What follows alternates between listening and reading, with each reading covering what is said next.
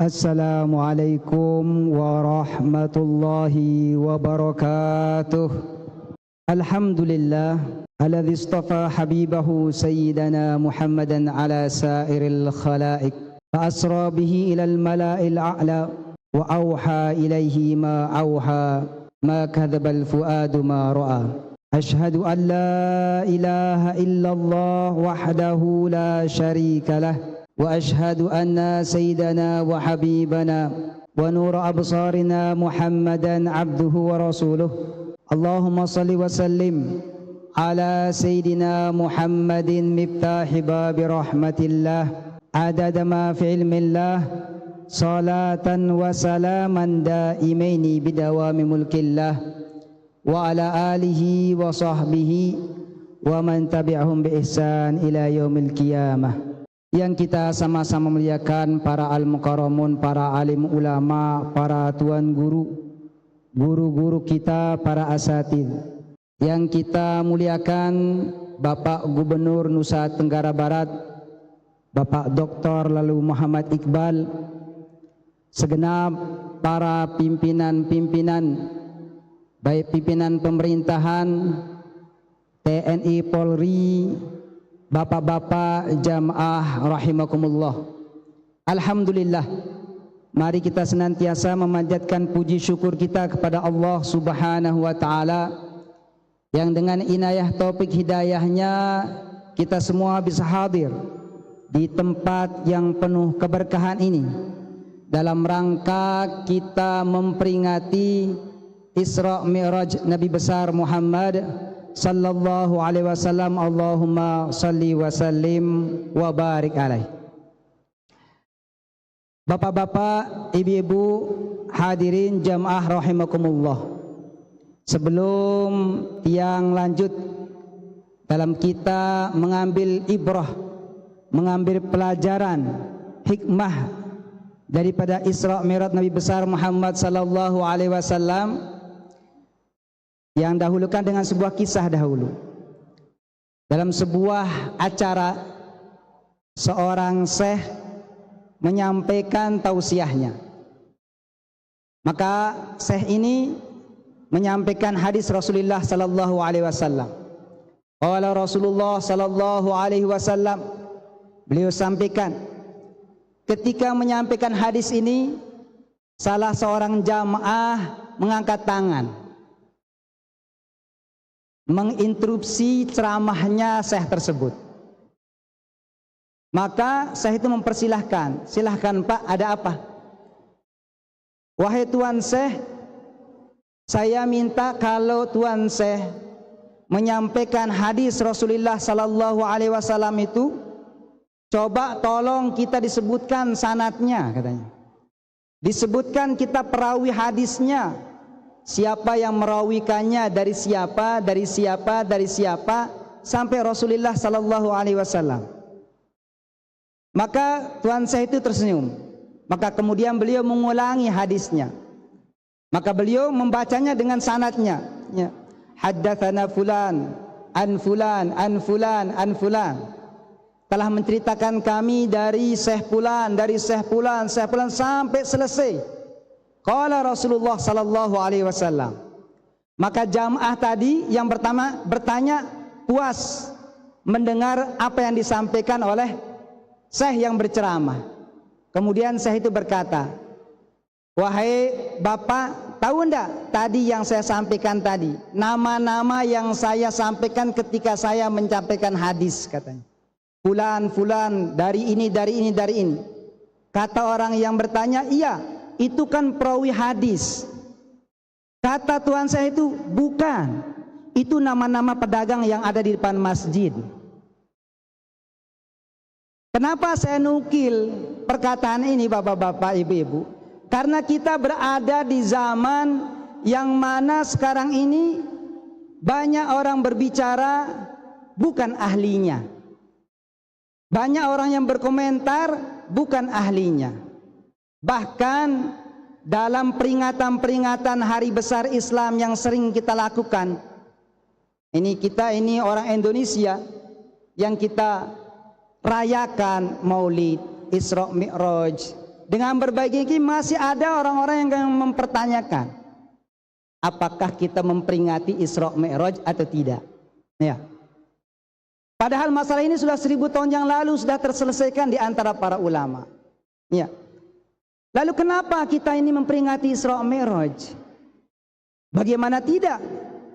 Allah Subhanahu wa taala berfirman, "Wa kullan naqussu 'alaika min anba'i rusuli ma nuthabbitu bihi fu'adak." Allah berfirman kepada Nabi Muhammad, dan semua kami ceritakan kepada engkau wahai Muhammad ceritanya para rasul, kisah hidupnya para rasul. Untuk apa Muhammad? Linutsabbita bihi fu'adak. Untuk kami mengkuatkan hatimu, untuk kami mengkuatkan keimanan, untuk kami mengkuatkan jiwamu wahai Muhammad. Kalau cerita para nabi saja bisa mengkuatkan hati Nabi Muhammad, apalagi kemudian ceritanya tentang Nabi besar Muhammad sallallahu alaihi wasallam. Tentunya ini akan memperkuat kita punya iman dan takwa kita.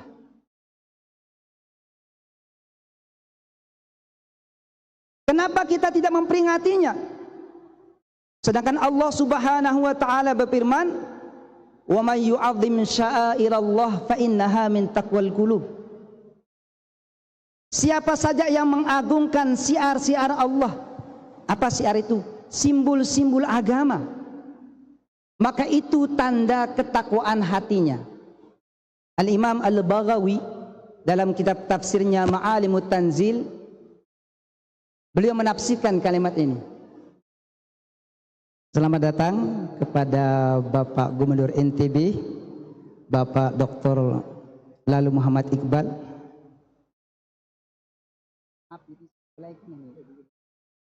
Jadi motong lagi.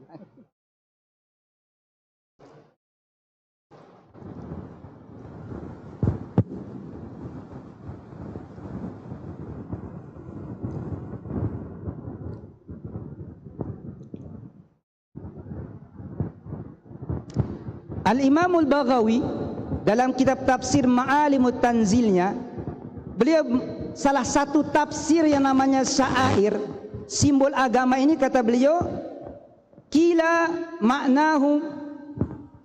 maknaha, kata beliau, apa maknanya? A'lamuddin. Maknanya adalah simbol-simbol agama. Walaupun ayat ini banyak berkaitan tentang haji dan manasiknya, tapi salah satu tafsirnya, kata beliau, syair ay a'lamuddin, simbol-simbol agama. Dan simbol agama kita dalam syariah ini, kata para ulama, 5. Nabiuna Sayyidina Muhammad, Al-Quran, Baitullah, Salat, dan Ramadan. Maka bagaimana kita tidak memperingatinya, sedangkan beliau adalah syiar agama yang paling mulia? Bagaimana kita tidak memperingati Isra Mi'raj Nabi besar Muhammad sallallahu alaihi wasallam, sedangkan Rasulullah sallallahu alaihi wasallam beliau niki mengingatkan kita untuk kita memuliakan peristiwa dan waktu. Beliau pernah menyampaikan kenapa hari Jumat atau malam Jumat itu menjadi malam yang paling afdol, paling mulia hari di mana terbit matahari. Kenapa mulia hari Jumat? Rasulullah bersabda, fihi khuliqa Adam. Jumat itu mulia karena itu hari diciptakan Nabi Adam. Wa fihi uhbita, dan hari itu dia diturunkan dari langit. Wa fihi tiba alaihi, hari itu diterima taubatnya. Wa fihi kubida, hari itu Allah Ta'ala cabut nyawa beliau. Itu kemuliaan hari Jumat karena sebab Nabi Adam. Nabi ajarkan kita mengingat kemuliaan. Nabi pernah ditanya, an saumi yaumil itsnain, kenapa Nabi berpuasa hari Senin? Kata beliau, dzaka yaumun wulidtu fihi, itu hari saya dilahirkan. Jadinya kenapa kita memperingati Isra Mi'raj? Karena Nabi mengajarkan kita untuk kita memuliakan peristiwa-peristiwa agung dalam Islam ini, dalam sejarah Islam ini, dan salah satunya adalah Isra Mi'raj Nabi besar Muhammad sallallahu alaihi wasallam. Oleh karena itu mari kita memperbanyak selawat kepada beliau. Mudah-mudahan dengan selawat ini tentunya akan menambah keberkahan dalam diri kita dan menambah cinta kita kepada Rasulullah sallallahu alaihi wasallam. Hadirin jamaah rahimakumullah. Berbicara Isra Mi'raj, ini saya diminta tema ini ya. Saya lihat temanya ini berkali-kali tapi saya tidak hafal ini. Mohon maaf Pak Dr. Ubed ini. Saya lihat temanya tidak hafal-hafal saya. Oleh karena itu kalau ceramah saya cocok, alhamdulillah. Ya, kalau tidak cocok sama sebagaimana kata seorang ulama Jalaluddin Ar-Rumi, ya sebuah kitab namanya Fihi Ma Fihi, pokoknya ceramah saya nantinya ini. Jadi Isra Mi'raj selain sebuah peristiwa memang benar, Isra Mi'raj ini menggambarkan perjalanan sebuah kesuksesan. Hamba yang sukses, hamba yang berhasil, hamba yang mencapai tujuan hakikatnya, yaitu Nabi besar Muhammad sallallahu alaihi wasallam. Oleh karena itu tidak heran Isra Mi'raj ini mengandung sebuah cara, sebuah teori, sesuatu yang mengantarkan kita kepada kesuksesan, mau pribadi, mau kelompok, mau pemerintah, mau rakyat, mau komunitas. Apa itu yang dibawa oleh Isra Mi'raj? Sebuah sistem menuju keberhasilan, yaitu sholat. Sholat. Bapak-bapak, kalau kita mau membaca Al-Quran, dalam Al-Quran kata-kata sukses, yang namanya sukses dalam Al-Quran atau dalam bahasa Arab, itu menggunakan sighah bahasa Arab aflaha. Aflaha, kalau para santri ini berkata aflaha ini wazana af'ala. Af'ala yuf'ilu if'alan wa muf'alan, bahwa muf'ilun wa dzaka muf'alun. Af'ala namanya segah sulasi mazid. Karena kalau asal sulasinya falaha itu artinya nanam, petani. Tapi kalau dimasukkan aflaha tambah hamzah di depannya, aflaha ini artinya beruntung, artinya sukses, artinya berhasil. Maka kita tanya, apa sih keberhasilan itu menurut Allah dan Rasulnya?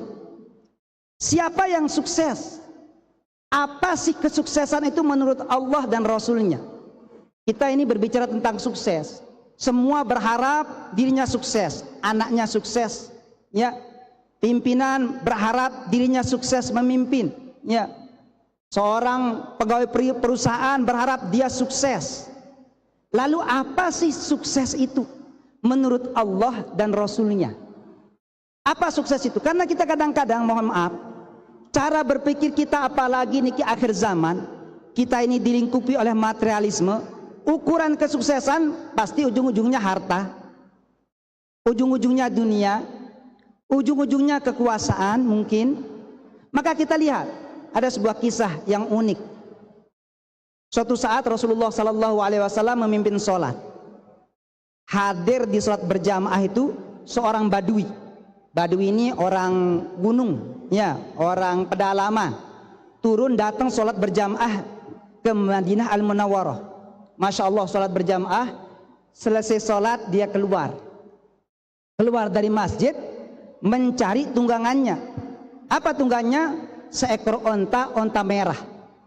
Onta merah menurut orang Arab dahulu, ini bahasanya, kalau onta merah itu bapak-bapak, itu sama saja Lamborghini kalau zaman sekarang. Jadi dia pergi sholat bawa Lamborghini-nya, pergi sholat bawa Ferrari-nya kalau bahasa kita ini bapak-bapak. Onta merah. Begitu selesai sholat, dia keluar ke parkirannya, dilihat ontanya hilang. Bagaimana tidak kaget? Sholat bawa Ferrari Lamborghini, keluar dari masjid hilang Ferrarinya. Bagaimana tidak kaget? Akhirnya dia teriak, onta saya hilang, onta saya hilang. Ribut orang kumpul melihat dia teriak kehilangan onta. Didengar sama Rasulullah di dalam. Beliau keluar, ada apa? Ya Rasulullah, ini orang Badui kehilangan ontanya ya Rasulullah, onta merahnya ya Rasulullah. Maka beliau senyum. Saya kira orang-orang ini ribut karena ketinggalan takbir sama imam. Saya kira dia ribut itu karena dia itu ketinggalan rakaat sama imam. Gitu ributnya, hanya kehilangan onta merah, begitu ributnya, kata Rasulullah. Mendengar itu Badui ini segera datang ke Rasulullah.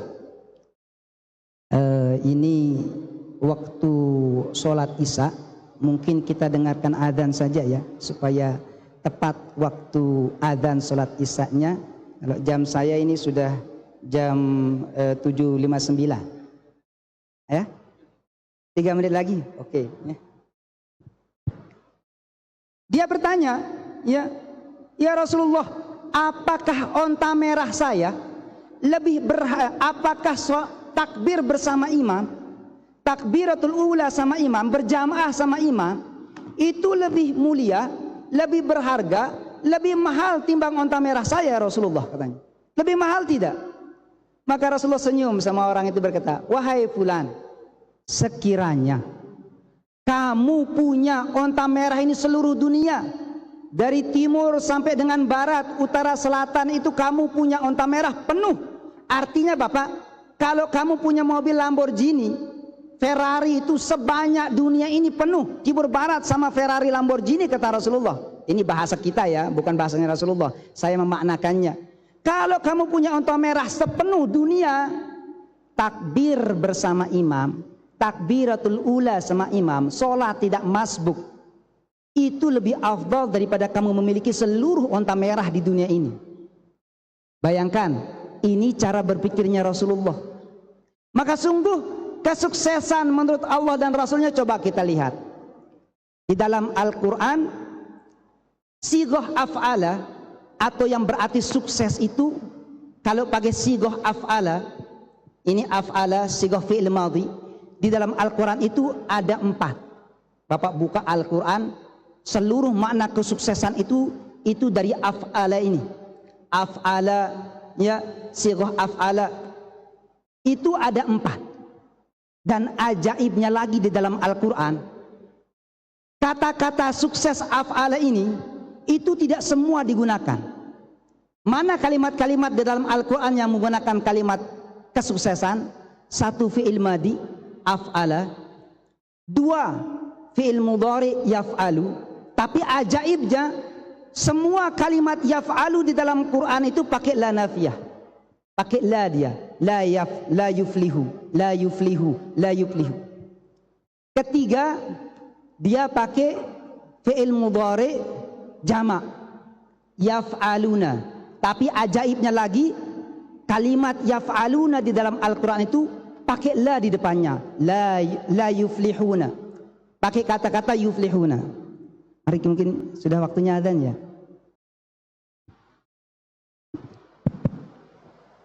Baik. Jadi bapak-bapak, ibu-ibu tiang, lalu apa inti daripada kesuksesan menurut Al-Quran? Maka berisi pada 4 ini. Apa itu? Yang pertama, Allah berfirman, qad aflaha man zakkaha wa qad khaba man dassaha. Sungguh sukses, berhasil orang yang mensucikan hatinya. Ini yang pertama, orang sukses itu adalah orang yang mensucikan hatinya. Yang kedua, qad aflaha man tazakka wa dzakara asma rabbih fasalla. Yang kedua, kata Allah Ta'ala, sungguh sukses siapa? Orang yang bersih jiwanya, banyak zikirnya, dan dia mendirikan sholatnya. Yang ketiga, Allah berfirman, qad aflahal mu'minun alladzina hum fi salatihim khashi'un. Sungguh sukses, beruntung siapa? Orang yang beriman, dan orang beriman yang khusyuk dalam sholatnya. Yang terakhir, lafal qad aflah itu, qad aflahal yawma man ista'la. Sungguh beruntung, sukses orang-orang yang mampu mengalahkan apa? Mengalahkan, kalau di sini kita manakan keegoannya, mengalahkan keburukannya, mengalahkan kejelekannya, berjalan dalam jalan Allah Subhanahu wa Ta'ala. Maka inilah resep kesuksesan menurut Allah Subhanahu wa Ta'ala orang yang mensucikan jiwanya, orang yang mana senantiasa dia berzikir kepada Allah dan menegakkan salatnya dengan khusyuk. Mudah-mudahan kita semua dengan berkah Isra Mi'raj ini kita menjadi orang-orang yang sukses menurut Allah Subhanahu wa taala dan Rasulnya. Hadanallahu wa iyyakum ila sabil falah wal muwaffiq ila aqwamit thoriq. Wassalamualaikum warahmatullahi wabarakatuh.